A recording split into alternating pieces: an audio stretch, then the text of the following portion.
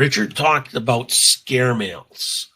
I've talked to some of you previously, and they say, yeah, I get a lot of phishing emails. And people say to me, well, how do they? I was at a conference once with Richard, and the gentleman says, yeah, an email came through today. How did people know I wasn't here? So I'll cover each one of these one by one by one.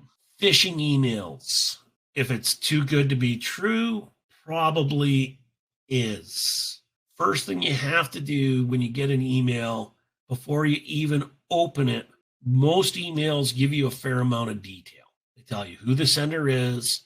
They tell you what the topic is. They usually even give you an email address. So I'll pick an organization. I'm going to pick Eaton's of Canada because they're defunct. If I'm an employee at Eaton's and I get an email internally, 9 times out of 10, the email is going to be sent to you and you're going to get a name, not an email address. It's going to say your contact is, it'll come up with a little colored circle beside the individual with their initials or maybe even their picture. It'll come up with that. And it will turn around and say, this is inside my organization. Once you know it's inside your organization, the likelihood that it's a phishing email goes down by 50%. The next portion underneath can make or break you on a phishing email. What is the subject matter? Most people, percentage-wise, 67% they say, forget to put a subject line into an email. If I'm missing a subject line on an email and I recognize the email address, then chances I'm dealing with a phishing email go down 23%. Still could be a phishing email, but if I recognize that email address, there's no subject, pretty good chance I know what it is. If it's internally, that number goes down again. If it's externally, the external emails and phishing, they usually have a subject line important, or they're flagged, or something like that that's going to crop up to draw your attention to it right away. If there's something in the subject line, the next thing I go back up, I roll back into the top and I look through the email address. I'm looking for characters. Canada 1. Literally, it takes 2 minutes. Like I said, it's creating a habit. Copy paste it into Google Engine, see where it brings you. And if it doesn't bring you anywhere good, then you know you're not good. It's usually a character off or a character there that makes the difference between a legit email and a bogus email. And what makes it even harder now, and don't let any IT individual tell you, I never get hit by phishing emails. The newest thing is to use Russian Cyrillic characters, because some of them actually match up with the general alphabet. So a Cyrillic A does look like a small case A in an email if you don't take a second look, and we'll open it. So now I've seen my email. I looked at it. What has it got in it? Well, am I going to respond to an email? Back to the phone.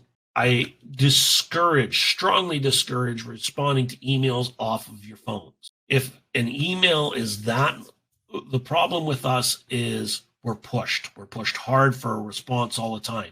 You send an email out, you sit there and you hover over your email box waiting for a response to come back. I send an email out and I forget about it. And I come back to it when my computer says it's important. That little bit of time allows you to process what the email is. And really, you should be at a keyboard, a real keyboard, not your phone, to respond. Can you respond to emails from your phone? Yes. The type of emails that you should respond to from your phone are yes, no, maybes. Please wait till I get back to the office. Now, with the statement of please let me get back to the office. And I remember attending a conference and the gentleman and I were standing there having a conversation. He goes, my people got phished today and I don't understand how anybody knew I wasn't in the office. And I said, can I see your email? He says, sure. And I sent him an email and it came back to me, hi, I'm not in the office right now.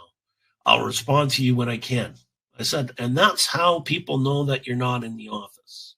If you create the expectation that you're not going to reply to an email right away, then there's no need to tell anybody that you're not in the office. Take it a step further. If you are out of the office and you do have to use something of that nature, it's very easy with us and our phones to have what we call a personal multi-factor authentication. Richard sends me an email. He knows I'm out on the road, right? I usually will respond, or Richard gets an email from me, and I know he knows I'm on the road. Richard knows that he has to phone me. I'm an old school person. I need to hear it on a phone because I'm not going to pull over to the side of the road and read that email. So he will phone me and authenticate that email that I know it was sent from Richard. Don't be afraid to do this with people. Use a form of authentication in your personal life. It could be the difference of waking up to no money in your bank account to a hacker getting frustrated and running away. We literally had somebody phone Richard up. I think it was yesterday. Him and I were working in the background, and a gentleman phoned him up and said, "Yeah, so and so told me I was supposed to phone you. I need access to this." Okay, we hung up the phone.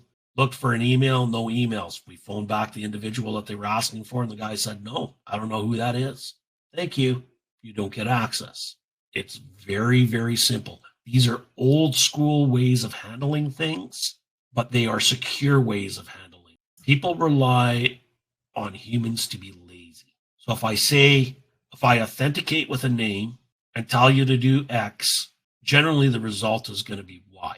But if I don't know that there's a process in place to stop that, if I call and say, do this, and you don't know who I am, and you call the person that says, hey, they tried to authenticate through this means, and the answer is no, the result is I'm not getting anywhere. And if I'm a true hacker, I know to stop there.